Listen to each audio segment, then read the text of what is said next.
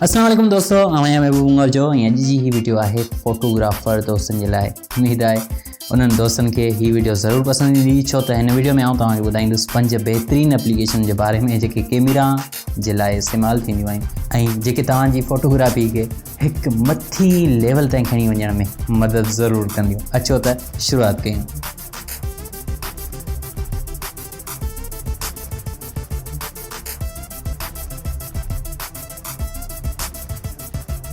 दोस्तों पहिरीं जेका एप्लीकेशन आहे उनजो नालो आहे कैमरा V5 लाइट ऐं हीअ एप्लीकेशन तमामु ज़बरदस्त आहे। हिते तव्हां बसि जीअं हिन जो इंटरफेस ॾिसंदो, तव्हां DSLR इस्तेमालु करे रहिया आहियो। हिते तव्हांखे खोड़ सारा ऑप्शन मिलंदा जिन में तव्हां एक्सपोज़र आहे, कंट्रास्ट आहे वग़ैरह वग़ैरह, काफ़ी सारा ऑप्शन आहिनि जेके तव्हां इस्तेमालु करे हिकु मथी लेवल जी फ़ोटो क्लिक करे सघो था ऐं पंहिंजी फ़ोटोग्राफी खे चार चंड हणी सघो था।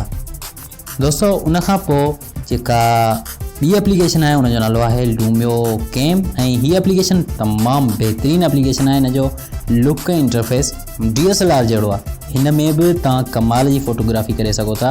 हिते तव्हांखे खोड़ सारा ऑप्शन मिलनि था। हिते तव्हां वीडियो रिकॉर्ड करे सघो था, पर फ़ोटो हीअ एप कमाल जी कढंदी आहे। हिते तव्हां पंहिंजे फ़ोटो खे मुकमल बैलेंस करे सघो था। हिते खोड़ सारा ऑप्शन मिलनि था जिन खे इस्तेमालु करे तव्हां हिकिड़ी प्रो फ़ोटोग्राफी जेके चइजे उहो करे सघो था।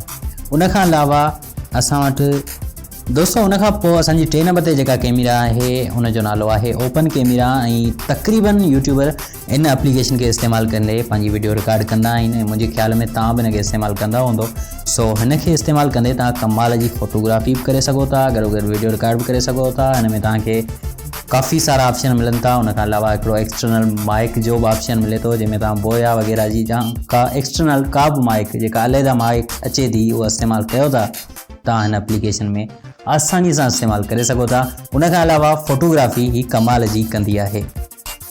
दोस्तों उन खां पोइ 4 नंबर ते जेका एप्लीकेशन आहे उनजो नालो आहे कैमरिंग ऐं हीअ एप्लीकेशन आउं नथो सम्झां त हिन जे टक्कर में का ॿी एप्लीकेशन अची सघे थी। हीअ एप्लीकेशन कमाल जी आहे। हिन जो इंटरफेस अहिड़ो आहे जो तव्हांखे बिल्कुलु हिन जो जेको इंटरफेस आहे फुल स्क्रीन ते वणंदड़ आहे ऐं हिन में तव्हां जेकॾहिं सेल्फी क्लिक कयो था त कमाल जी सेल्फी अचे थी ऐं उन सेल्फी खां वधीक हिन जो इंटरफेस मज़ेदार आहे। हिते काफ़ी सारा तव्हांखे फिल्टर मिलनि था जिन में लेंस आहे, पॉप आहे, काफ़ी सारा मतिलबु त जीअं वणे तव्हां फ़ोटोग्राफी करे सघो था। ओवरऑल हीअ एप्लीकेशन हिकु बहितरीन आहे फ़ोटोग्राफी जे लाइ। दोस्तों 5 नंबर ते जेका एप्लीकेशन आहे उनजो नालो आहे फेबी ऐं हीअ एप्लीकेशन बि कमाल जी एप्लीकेशन आहे।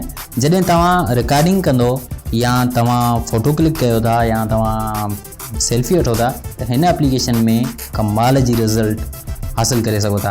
हिन एप्लीकेशन में न सिर्फ़ु तव्हां पंहिंजी सेल्फी खे कैप्चर करे सघो था, पर उन सेल्फीअ जो तव्हां बैकग्राउंड चेंज करे सघो था, कलर चेंज करे सघो था ऐं AI जी मदद सां हिन में जेको वणे करे सघो था।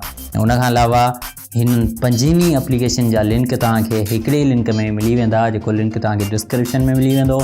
उते वञी करे 5 एप्लीकेशनूं तव्हां प्ले स्टोर तां फ्रीअ में डाउनलोड करे इंस्टॉल करे सघो था ऐं सभिनी एप्लीकेशन जो मज़ो वठी सघो था। दोस्तों उम्मीद आहे हीअ वीडियो तव्हांखे ज़रूरु पसंदि आई हूंदी। वधीक अहिड़ी वीडियोज़ जे लाइ मुंहिंजे चैनल खे सब्सक्राइब करे सघो था ऐं को बि सुवाल आहे त कमेंट में ज़रूरु लिखी सघो था। हिन वीडियो खे अञा ताईं तव्हां लाइक नाहे कयो त तव्हां छा पिया करियो यार, लाइक हिकिड़ो करे दोस्तनि सां शेयर बि करे सघो था। ऐं हा, अॻी वीडियो जो ज़रूरु इंतज़ारु कजो छो त आउं तव्हांजे लाइ कमाल जी वीडियो खणी ईंदो आहियां। मिलां थो तव्हां सां अॻी वीडियो में, तेसीं ताईं ईंदा इजाज़त। अल्लाह हाफ़िज़, गुड बाय।